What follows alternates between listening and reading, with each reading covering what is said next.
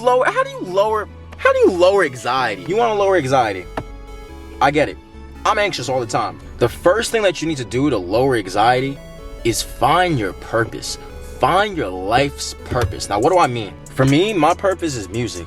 If I didn't believe in myself and my purpose, I'd be anxious all the time. I know mentally in the back of my head that even if I am anxious about something, it doesn't matter because I have a purpose. I have something that I care about. When you have something that you care about, that you're thinking about on the back of your head every single day, something that's always going to be on your mind, you're not going to be thinking about what the girl thinks about you or what anything else. You're only thinking about yourself, and you're thinking about what makes you happy, not what makes her happy. You're not thinking about what makes him happy, what makes the guy who you're talking to happy, what makes the girl that you're thinking about over there happy. No.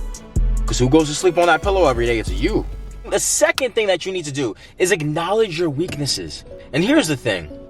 Everybody's able to do what they want in life. You can always do what you want in life because God's here. You can do whatever you want to do. It's up to you to do what you want to do. But with that being said, if you're weak in certain areas, that's okay. But the first step is acknowledging that.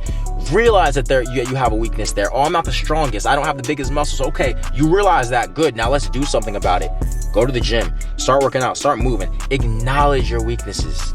Running away leads you to discomfort and unhappiness. Acknowledge that there's times where you're not going to be 100% perfect. The next thing that you guys really need to get on, if you want to lower your anxiety, is saying no. We need to get used to saying no as a society.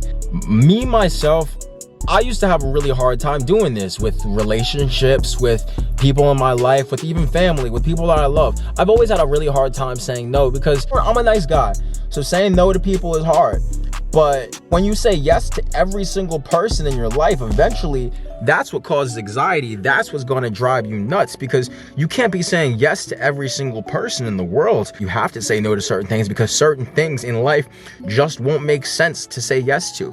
You're not going to say yes to somebody who's asking you to rob a place, right? So why are you going to say yes to being a girlfriend of somebody who you don't want to be with? It's the same thing. It's something that you don't want to do. Of course, those are two different extremes, but the point is you have to say no to certain things. If you don't say no, then you're going to make yourself build up this overwhelming anxiety because you feel like you have to say yes to everything, which means that you're people pleasing. And if you're people pleasing, you're not helping yourself. You're helping other people, which leads to anxiety. The next thing I would do to lower anxiety is socialize and put yourself in winning circles. What do I mean? When you socialize and you put yourself in a winning circle, I mean the friends that you talk to on a daily basis, the people that you're hitting up on your phone, the people that are hitting you up, the people who you want to talk to are genuinely winning people. By winning people, I mean winning physically, mentally, in every aspect. This is something that even I have a problem with, and I have to admit that. There are certain people in your life that aren't in a winning circle mentally. What I mean by that is they're gonna bring you down, and that's because they're down.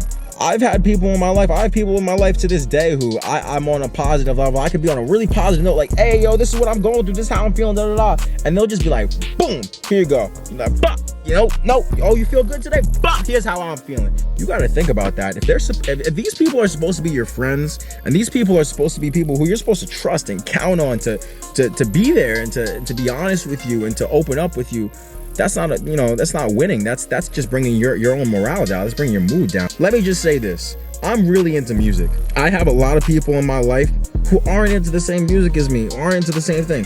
That's okay. That's fine. With that being said, I have to start distancing myself from certain people and from groups and from certain friends, not because of any other reason, but because we're not in the same circle mentally. So they're bringing my mood down. They're going to bring my morale down overall, which in general is going to bring anxiety. If you're not surrounding yourself by other people who uplift you and make you feel good, you're going to have anxiety. You're going to have anxiety. It's going to happen because what is supposed to happen is you're supposed to have people who are going to help you and uplift you and support you and bring you to a place of peace, so that even when you're not with those people, you're thinking, hey, I'm good because I know I got these friends, I know I got these people. But if you got friends who are always like, oh, it's a bad day today, oh, eventually you're gonna feel the exact same way. And you're gonna feel the exact same way because whatever energy you surround yourself with, you're gonna obtain. And that's just a fact.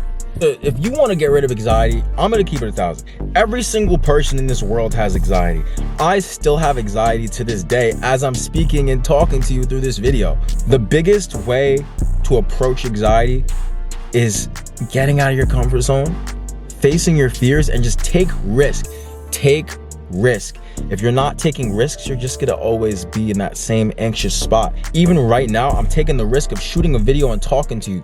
You have no idea how much anxiety this is giving me. But taking that risk is the next step to being confident, to not being anxious, to being a better person.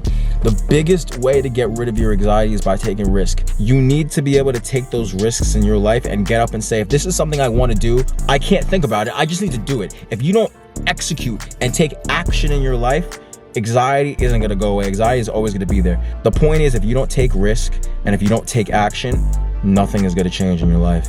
Nothing. You need to take risk and you need to take action. That's something I'm telling myself right now. That's something I'm telling you. I'll see y'all.